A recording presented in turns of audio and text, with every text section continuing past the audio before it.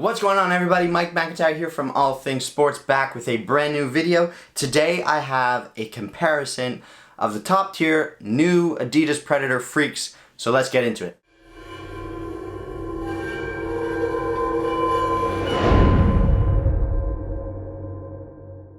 What's going on, everybody? Mike McIntyre here from All Things Sports. I'm super pumped that you are back here watching the video. Please make sure you hit that subscribe button. Please make sure you hit the like button, hit the bell notification, and hit that membership button if you guys are interested in supporting the channel. Anything that you guys donate comes right back into the channel, so please, if you are willing and interested, help support the channel out. It only helps us grow, gets us bigger, and brings you guys more content. With that being said, let's get into the video. So recently I've done a couple of reviews on the brand new Predator. I did the Freak Plus and the Freak.1.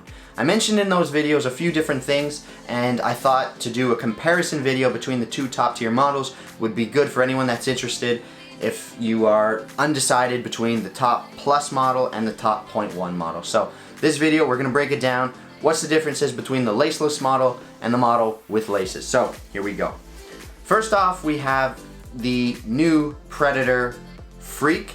Now they've gone to a new naming scheme. They've dropped the year, so it's no longer the Predator 19, 18, 20. We don't have a Predator 21. They've gone back to the old school system where a name is assigned to a generation. So we have the Predator Freak for the 2021 generation. Now, I said it in those other videos, I'm not necessarily a fan of the Freak name, but I like the fact that we have a name representing a generation. The old school Accelerator, the Predator Pulse, the Precision, the Absolute, the Power Swerve, the X, the Addy Power, all of those were generations based on a name. So that is one of the new changes for 2021. But let's get into the actual breakdown of the differences between these two boots. Now, the most obvious thing is going to be the collar, right? The collar on the Predator Plus comes up so much higher at the back compared to the Predator .1. So the model with laces doesn't go up as high, it's not nearly as aggressive, and in my opinion, I think this collar, at least the part at the back, is a little bit better. The reason being is whenever you flex your foot, this part, because it's now a two-piece design, this part never stays attached to your ankle, to the back of your heel, to the back of your leg. So if you flex your foot, this part just comes off. It allows for this kind of setback where it doesn't do anything and it just gets in the way. Because this one is not nearly as tall, you don't have nearly as much material away from the back of your foot compared to this one. For me, this one I just think something's gonna get caught. You have all of this material kind of getting in the way. If the collar was literally like that, it would have probably been better in terms of height. It just won't have as much material away from your foot as this stupid high collar does. So they need to fix that. Other than that, if they were to just cut this part off, I think it would be a really, really solid boot. That's my complaint with the Plus model. Other than that, I'm actually a big fan of this one.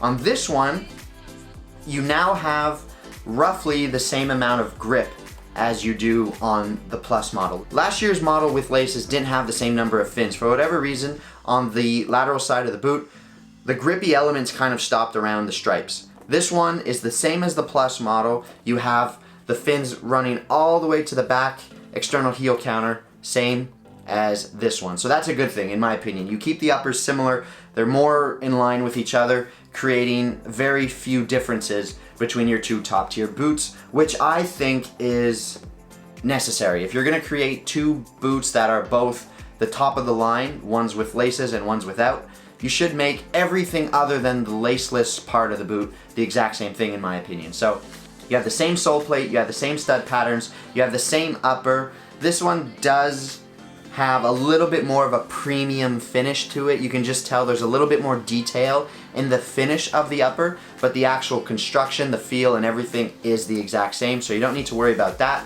Again, the only differences really are laceless, laces, really high collar, a little bit lower of a collar. That's pretty much it. There are a few little aesthetic differences. You can see right here, I pointed this out in my video, that on the front portion of the collar you have, right here, you have this blue line finish, whereas on this one, for whatever reason, on the front part of the collar here, there is no blue line, and I'm not entirely sure as to why they did that, but it's just a little aesthetic difference that you get between the two boots. Again, this one has This one has a little bit more of a premium finish to the upper. If you look closely at it in person, you can kind of see the differences. And the only other difference aesthetically is Demon Skin over here, the logo is in white, whereas in this one, it's in that same kind of yellow highlighter Volt Green that you get with the premium model. So that's pretty much it. You have the same number of fins on the upper. The upper is the same. You have two Demon Skin uppers. The sole plates are the same. The finish again is slightly different. It just looks a little bit better on this one. It looks a little bit more premium, but it doesn't do anything to the actual feel of the boot. You're really deciding on laceless or laces. You need to make that choice. In past years, I would always suggest this model. Go for the boot with laces. This might be the first year that I actually suggest going with this model. And there's one really big reason why. The fit of this one is really strange. If you're really interested on finding out how these things fit, you can click up here in the right hand corner and go back and check out the full review of this video. But for whatever reason, this boot really was strange. It doesn't allow you to get your foot all the way into the boot because of how narrow the boot is right here. This portion of the boot is really narrow, and the widest part of my foot doesn't seem to get past that part of the toe box area. So in other words, my heel is like up here and my toes kind of stop about here.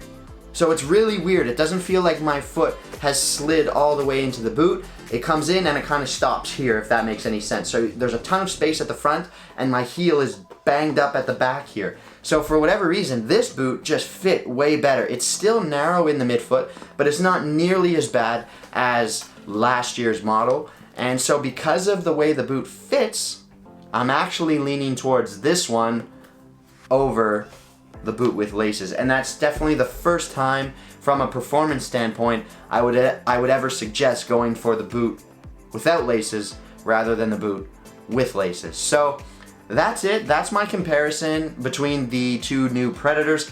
Let me know what you guys think down below in the comment section. I hope it was clear enough. If you enjoyed the video, please smash that like button. And I'm very interested to hear what you guys have to say about the laceless model and the model with laces. Mike McIntyre, sign off for now. All things sports. Please hit the subscribe button. I'll catch you guys in the next video. Until then, take care.